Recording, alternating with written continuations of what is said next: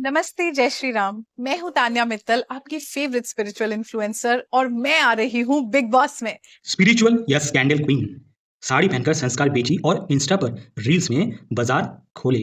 यही है तान्या मित्तल का डबल फेस। एक तरफ मैडम का बॉस वाली ईगो, दूसरी तरफ ड्रामा क्वीन का शो। बिग बॉस 19 में एंट्री क्या मिली, हिपोक्रेसी का पूरा फुल ड्रामा खुल गया। एक्स बॉयफ्रेंड ने पोल खोला, शो ने गेट और सच सामने है। सवाल ये है कि स्पिरिचुअलिटी का ढोंग या टीआरपी का मसाला। डिसाइड करो दोस्तों, बॉस है या सिर्फ शोबिज की क्वीन। एक तरफ दावा, मैं तो संस्कारी हूँ, साड़ी भी वॉशरूम में पहनती हूँ, और दूसरी तरफ इंस्टा रील्स में ब्लाउज से ज्यादा एटीट्यूड वो खोला। स्पिरिचुअलिटी के नाम पे शोरूम खोल रखा है। मंदिर के घंटी बजते ही उसके कैप्शन भी बज जाता है। वो कहती है सिंप्लिसिटी, वो करती है पब्लिसिटी। वो बोलती है प्योरिटी, वो दिखाती है ऑब्सक्यूरिटी। साड़ी का पल्लू स्पिरिचुअल, पर इंस्टा का एंगल वो सेंसुअल। उसकी संस्कार उतनी ही रियल है जितने बिग बॉस का शांति। तो दोस्तों सवाल ये है, ये संस्कार है या स्कैंडल? बाथरूम में साड़ी, पर टाइमलाइन पे स्ट्रिप्टीज, भक्ति भी मार्केटिंग, नखरे भी ब्रांडिंग। हर रील चिल्ला रही थी वो फेक है क्योंकि वो दिखावा है क्योंकि टीआरपी ही उसका धर्म है। नाम ना लो, सिर्फ मैम बोलो, बॉस बोलो। ये है तान्या मित्तल का बिग बॉस वाला प्रवचन। कंटेस्टेंट सोच रहे थे घर के काम कैसे बताए, और मैडम ने ऑर्डर पास कर दिया, मुझे बॉस बुलाओ। हर डिमांड चिल्ला रही थी वो बॉस है क्योंकि वो आदेश दे सकती है। अब कैसे, क्यों, वो किसी को नहीं पता। वो कहती है रिस्पेक्ट, वो मांगती है सब्जेक्ट, वो बोलती है डिग्निटी, वो दिखाती है वैनिटी। जो दुनिया को ह्यूमैनिटी सिखाती है वही घर में रॉयल्टी की डिमांड कर रही है। उसका ईगो इतना ही बड़ा है जितना बिग बॉस का कन्फेशन रूम। गुरु का मास्क, पर अंदर से डिक्टेटर का टास्क। लगता था स्पिरिचुअल सेशन होगा, निकला एचआर ओरिएंटेशन। डेजिग्नेशन में फिक्स, रेस्पेक्ट भी कंपलसरी। और सवाल ये है, क्या ये स्पिरिचुअलिटी है या सिर्फ पावर ट्रिप का रियलिटी शो? अब महाकुंभ एपिसोड पे आ जाते हैं। इन्होंने क्लेम किया है कि 100 जिंदगी बचाई, तो सच क्या है? 100 जिंदगी बचाई या 100 झूठ गिनाए? तान्या मित्तल का महाकुंभ सिंस एक रील था या रियल? पुलिस भी कंफ्यूजन में है, ये हीरो है या हायर्ड पेयर्ड स्टंट? कहानी शुरू होती है महाकुंभ के भीड़ से, जहां धक्का मुक्की का फ्लड और तान्या का एंट्री। जैसे नेटफ्लिक्स की ट्रेलर ड्रॉप, कहती है उसके बाउंसर्स ने 100 लोग बचाए, पर सवाल है ये बाउंसर्स थे या बैकग्राउंड डांसर्स? जहां लोग गंगा में पाप धोते हैं, वहां तान्या ने पॉपुलैरिटी धोई। पुलिस भी हैरान, ये कहानी रेस्क्यू की थी या रिज्यूमे की?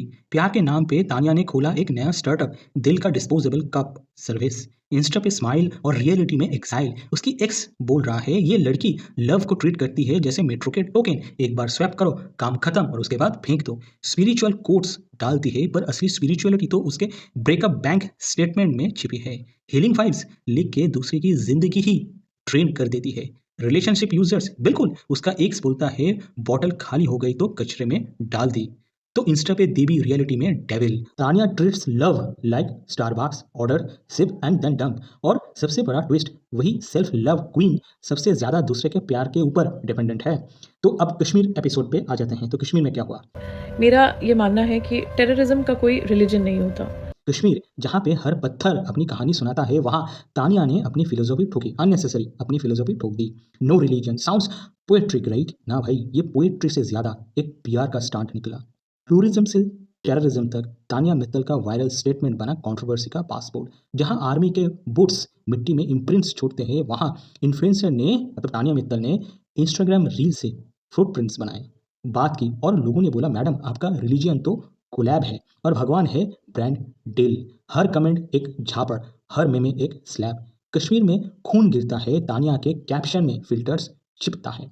दिल से सेक्युलर या इंस्टा के एक्सप्लोर पेज का एक्सपेरिमेंट। ये सिर्फ कंट्रोवर्सी नहीं, ये एक कंटेंट का महाभारत था। जो बोलती इन्फ्लुएंसर थी पर सुनती ट्रोलिंग की थी। तानिया का जर्नी एक मॉडर्न पैराडॉक्स है। एक तरफ पीस, यूनिटी और रिलीजन फ्री स्लोगन, दूसरी तरफ एक कोलैप्स, हिपोक्रेसी और अटेंशन ड्रिवन नैरेटिव्स। मतलब जहां एक आम इंसान एक कंट्रोवर्सी से करियर खत्म कर लेता, वहां तानिया हर कंट्रोवर्सी को कंटेंट कैलेंडर बना देती है। जो कश्मीर को रिलीजन फ्री बनाना चाहती थी, उसके खुद के स्टेटमेंट ने सबसे ज्यादा डिवाइड क्रिएट किया। जो बोलती थी ट्रूथ के साइड हूँ, वही फेक पार्टनरशिप में फंस गई। वर्ड्स और एक्शन के बीच की लड़ाई शुरू हो गई। और सच ये है कि तानिया सोसाइटी को चेंज नहीं कर रही है, सिर्फ फीड को स्क्रॉल वर्दी बना रही है। फॉलोअर्स को मैसेज एकदम सिंपल है, पीस हो या प्रोपेगेंडा, सच हो या स्कैम, वायरल होना ही असली कैरियर है। तो तानिया की कहानी बस इतनी ही है, कश्मीर की हवा से ज्यादा तेज उसकी कैप्शन चले और रियलिटी से ज्यादा उसके कंट्रोवर्सी बिक गए। तानिया मित्तल की कहानी एक आयरनी से भरा हुआ सर्कस है। जो लड़की अपने आप को चेंज मेकर बोलती थी वही एक पल में क्लाउड चेजर बन गई। एक तरफ स्पिरिचुअलिटी और पीस के स्लोगन्स, दूसरी तरफ फेक कोलैप्स और हिपोक्रेसी। बस एक इंस्टा फिल्टर से पूरी जिंदगी का कंट्रास्ट निकल आता है। कश्मीर को रिलीजन फ्री बनाने का नारा लगाना लेकिन खुद रिलीजन के नाम पे टीआरपी लेना, ये वो कंट्रोडिक्शन है जो तानिया को तानिया बनाता है। सोसाइटी को इंस्पायर करने का दावा लेकिन ऑडियंस को सिर्फ कंफ्यूज करना, ये एक अलग ही मार्केटिंग स्ट्रेटेजी है। और सबसे बड़ा ट्विस्ट, तानिया की जिंदगी एक मोरल स्टोरी नहीं, एक कंटेंट टेम्पलेट बन गई है। मतलब एक कंट्रोवर्सी खत्म नहीं होती कि दूसरी शुरू हो जाती है और हर बार वो कंट्रोवर्सी उसके फॉलोअर्स के लिए ड्रामा सीरीज का नया एपिसोड बन जाती है। ये कहानी सिर्फ तानिया के बारे में नहीं है, ये हमारी सोसाइटी का भी मिरर है।